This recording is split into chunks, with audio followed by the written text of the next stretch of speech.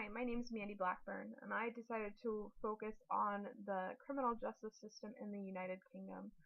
I chose to focus on this country and this model nation because it's similar to the United States in some ways.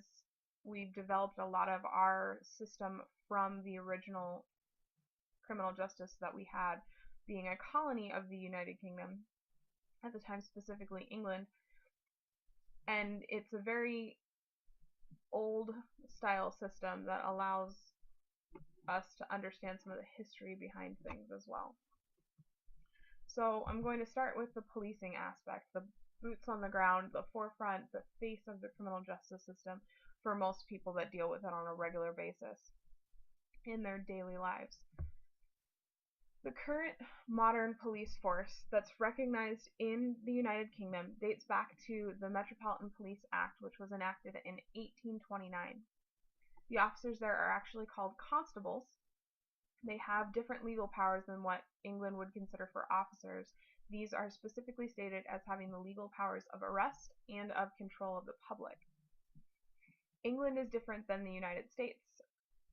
I should correct that and say the United Kingdom is different than the United States because the focus is more on community policing and being out and available to the public and using that to cut crime instead of being almost a more militarized style policing.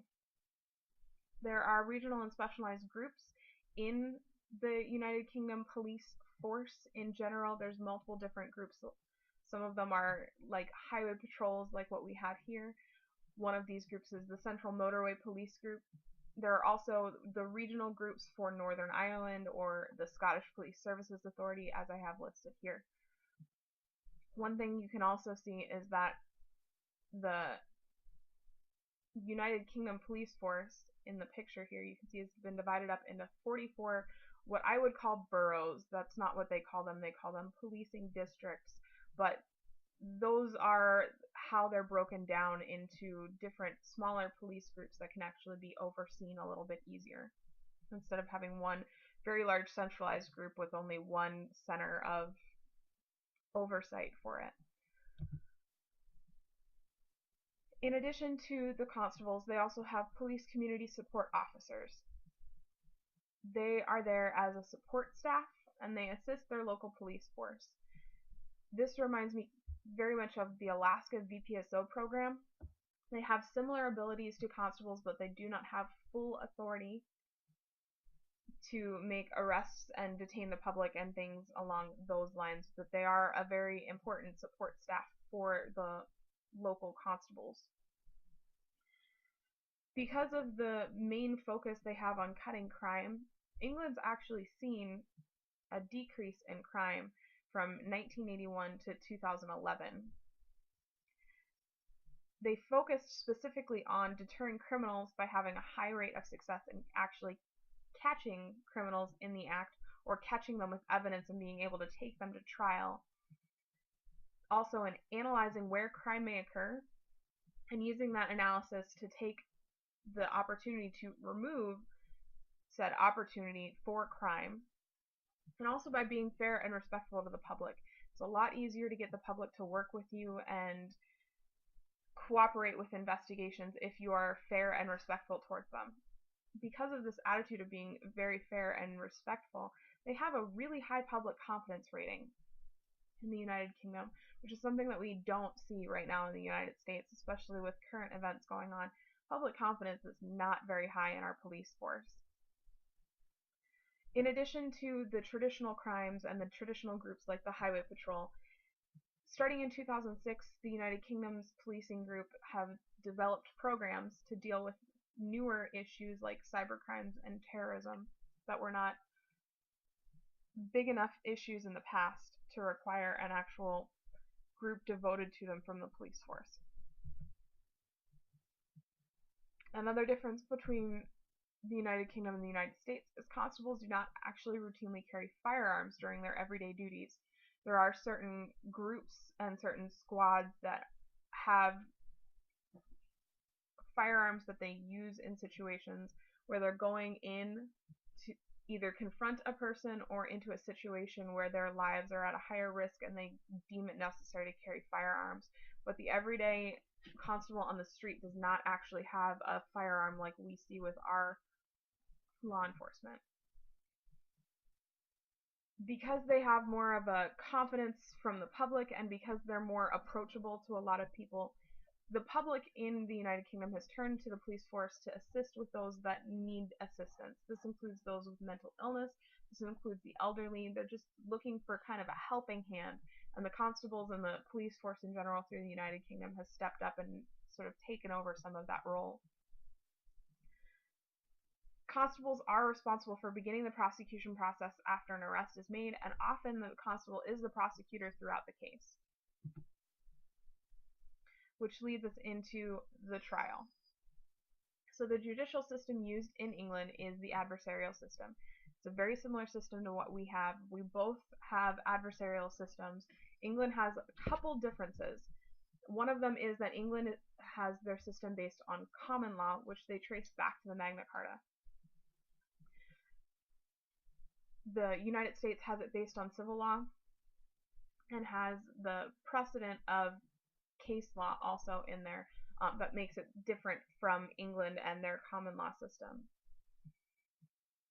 The accused has very similar rights to what we see in the United States. They have the right that they're assumed innocent until proven guilty. They have the right to remain silent, so they have the right to not incriminate themselves. They also have the right to face their accusers. Trials can be heard in one of two courts, depending on the severity and choices of the defendant. Magistrate courts hears summary offenses. These I would classify as like our misdemeanor offenses.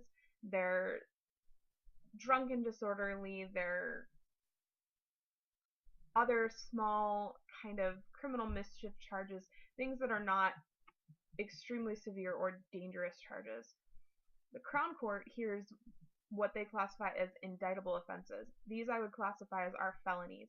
They're robbery, they're murder, they're rape, they're violent crimes that are severe, that have heavy consequences. Then there are what are called either way offenses. They can be heard in either of the courts at the request of the defendant. These are things that verge on the line of being violent, like burglary or some drug charges can be considered either way offenses. The judge's role in the trial is to act as referee, very similar to what we'd have in the United States. The judge uses his or her discretion to allow certain questioning.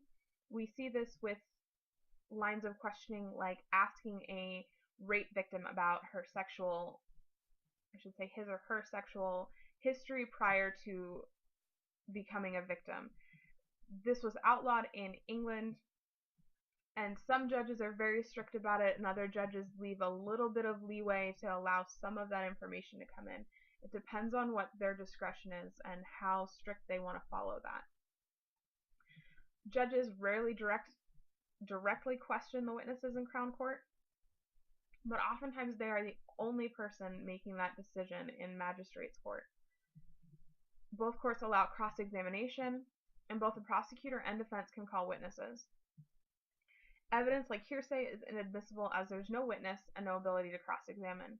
Since using the witness and cross-examining and using the competition between the prosecution and the defense is what England determines, and again I should correct myself to the UK, determines truth in the matter. They believe that the competition between the two and the facts and evidence brought from both sides will meet in the middle and determine and prove the truth of the situation. Judges are used in both magistrates and Crown Court. However, juries are only used in Crown Court. At the end, like closing arguments that we have, the judge summarizes the case for the jury prior to them going to deliberate and reaching the verdict. In England, the jury is made up of 12 people, and in Scotland, they decided they wanted 15 people on their juries. Juries are considered the key to the adversarial system because they are the peer group. They have a basic understanding of the law as to what they've had explained to them, and they are the everyday your judged by your peers basis for this is what makes it considered fair in both the United States and the United Kingdom. There are situations, however, for example, cases for those from Northern Ireland where there was a concern of terrorists and terrorist threats against jurors, where it can be considered a judge-only trial for Crown Court. These don't happen often, and they're specifically used when there's a high risk of injury or harm towards one or more of the jurors because of the nature of the crime and the nature of the trial. So once someone has been convicted in court, we move on to the sentencing. Magistrates' courts specifically hear summary offenses, for example, driving offenses, minor criminal damage like criminal mischief, drunken disorderly, but they can also hear burglary and drug offenses depending on the severity. Again, that's one of those either court offenses. In magistrates' courts, the sentences can only go up to 6 months in prison or up to 12 months in total for more than one offense, up to a fine of £5,000 and or community service and community sentencing. Magistrates' court can also use a combination of these three, but you cannot go above those limits on it. If the magistrates' court determines that a longer sentence is needed, they can pass the case to the Crown Court, which can issue longer sentences. Crown Court hears indictable offenses like murder, rape, robbery, what we would consider felonies. When the jury determines guilt, the guilty verdict is handed to the judge, and the judge issues the sentence for the offense. Crown Court judges can issue sentences for both community service and incarceration, as well as fines. There are no limits on the Crown Court sentencing, and the incarceration may include sentences up to and including life in prison. The appeals courts work differently for the magistrates' courts and the Crown Court. So for magistrates' court, you can appeal your conviction or sentence if you pleaded not guilty. If you pleaded guilty, you can only appeal your sentence. Magistrates' courts appeals are heard by the Crown Court. Typically, the appeal must be filed within 21 days of the sentencing date, or permission will have to be gained from the Crown Court before an appeal can be made. Depending on the appeal, the conviction may be set aside or the sentence may be reduced. Crown Court appeals allow for both guilty and not guilty pleas to be appealed for by both conviction and sentence.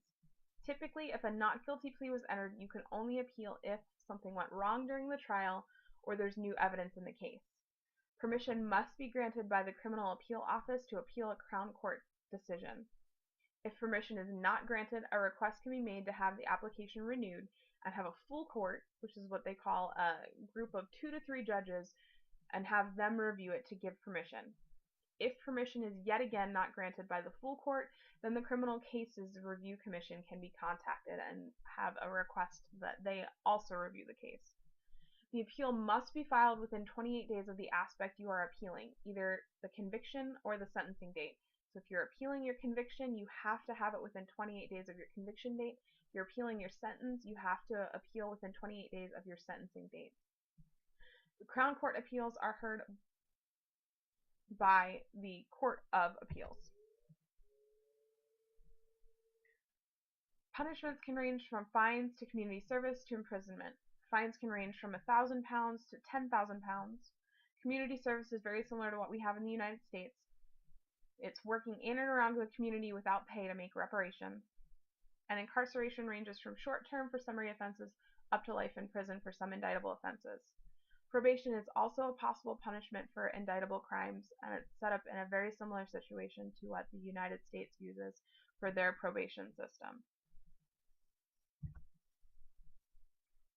These are my references that I used. I used a lot of the direct information from the actual criminal justice system from the UK. So I got a lot of very direct information